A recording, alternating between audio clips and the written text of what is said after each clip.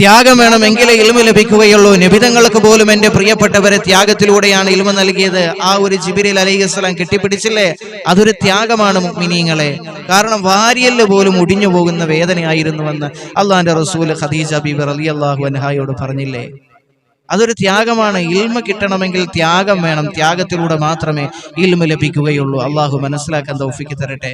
ഇന്ന് നമ്മളൊന്ന് ചിന്തിക്കണം. ഇന്ന് ഇതേ രീതിയാണ് ഇന്ന് മദ്രസകളിൽ നടക്കുന്നത്. എന്തേ മദ്രസകളിൽ ഉസ്താദുമാര് കുട്ടികളോട് കാണിക്കുന്നത്? എന്തേ ജിബ്രീൽ അലൈഹിസ്സലാം ആദ്യം നബിതങ്ങളോട് പറഞ്ഞു, വായിക്കൂ നബിയെ, എനിക്ക് വായിക്കാൻ അറിയില്ല. അപ്പോൾ എന്ത് ചെയ്തു? ഒരു കെട്ടിപ്പിടുത്തം അങ്ങോട്ട് കെട്ടിപ്പിടിച്ചു. അത് വാരിയൽ ഒടിഞ്ഞു പോകുന്ന വേദനയായിരുന്നു. ഒരു കുട്ടിയോട് എടാ ഈമാൻ കാര്യം പഠിച്ചോണ്ട് വരണം, ഇസ്ലാം കാര്യം പഠിച്ചോണ്ട് വരണം. അവൻ പഠിച്ചോണ്ട് വന്നില്ല. അപ്പോൾ ഒരടി കൊടുത്തു. നബിതങ്ങളോട് പിന്നെയും പറഞ്ഞു, നബിയെ അങ്ങ് വായിക്കുക, അറിയത്തില്ല. പിന്നെയും ഒന്ന് കെട്ടിപ്പിടിച്ചു. അപ്പൊ ആദ്യത്തെ കെട്ടിപ്പിടുത്തം തന്നെ ഇച്ചിരി വേദന എടുത്തു. അപ്പൊ പിന്നെ രണ്ടാമത്തെ കെട്ടിപ്പിടുത്തം എത്രമാത്രമായിരിക്കും? ഇച്ചിരി കൂടെ ഷോട്ട് കൂടുതലായിരിക്കും. പിറ്റേ ദിവസം കുട്ടി വന്നു, ഈമാൻ കാര്യം പഠിച്ചോടാ, ഇസ്ലാം കാര്യം പഠിച്ചോടാ. ഇല്ല. അപ്പൊ ആദ്യത്തെ അടിയേക്കാളും രണ്ടാമത്തെ അടി ഇച്ചിരി ഷോട്ട് കൂടും. മനസ്സിലായോ? പിന്നെ മൂന്നാമത് എടാ നാളെ പഠിച്ചോണ്ട് വരണം. ആ മൂന്നാമത് പോയിട്ടും പഠിച്ചോണ്ട് വന്നില്ല. നബിതങ്ങള് മൂന്നാമത് വായിക്കൂ നബിയെ, അറിയില്ല. കെട്ടിപ്പിടിച്ചു. അപ്പോ വായിച്ചു. മൂന്നാമത് വന്നു. അവൻ എന്തേ? പഠിച്ചോടാ, ഈമാൻ കാര്യം ഇസ്ലാം കാര്യം ഇല്ല. അപ്പോ നേരത്തെക്കാളും ഒന്നും കൂടെ ഷോട്ട് കൂടി ഒരടി കൊടുത്തു.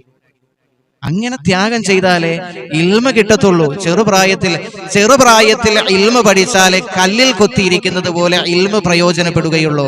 ഈ വലുതായി കഴിയുമ്പോൾ ഇൽമ പഠിച്ചു കഴിഞ്ഞാൽ വെള്ളത്തിൽ എഴുതുന്നത് പോലെയാണെന്ന് അശറത്ത് കുത്തുബിന്റെ അകത്ത് പറയുന്നുണ്ട്. അള്ളാഹു മനസ്സിലാക്കാൻ തൗഫീഖ് തരട്ടെ.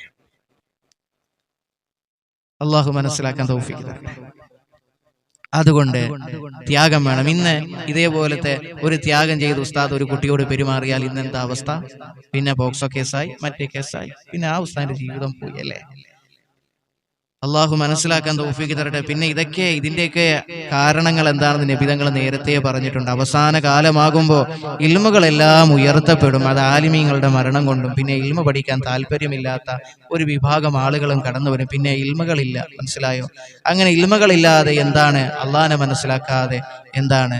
പിന്നെ ഈ ലോകം അങ്ങ് പോകും. പിന്നെ ദീനുമില്ല, ഇബാദത്തുമില്ല. അങ്ങനത്തെ ഒരു അവസ്ഥ വരുമ്പോ നബിതങ്ങൾ പറഞ്ഞത് അല്ലാ അല്ലാ അല്ലാ എന്ന് വിളിക്കാൻ ഒരു മഖ്ലൂഖ് പോലും, ഒരു മനുഷ്യൻ പോലും ഈ ഭൂലോകത്തില്ലാത്തൊരവസ്ഥ വരും. അപ്പോഴാണ് ഈ ലോകം അവസാനിക്കുന്നതെന്ന് മഹാനായ നബി മുഹമ്മദ് മുസ്തഫ സല്ലല്ലാഹു അലൈഹി വസല്ലം. അതിന്റെയൊക്കെ ഒരു ഭാഗമാണ് ഇന്ന് മദ്രസകളിലെല്ലാം സംഭവിക്കുന്നത്. അള്ളാഹു മനസ്സിലാക്കാൻ തൗഫീഖ് തന്ന് അനുഗ്രഹിക്കുമാറാകട്ടെ. അപ്പൊ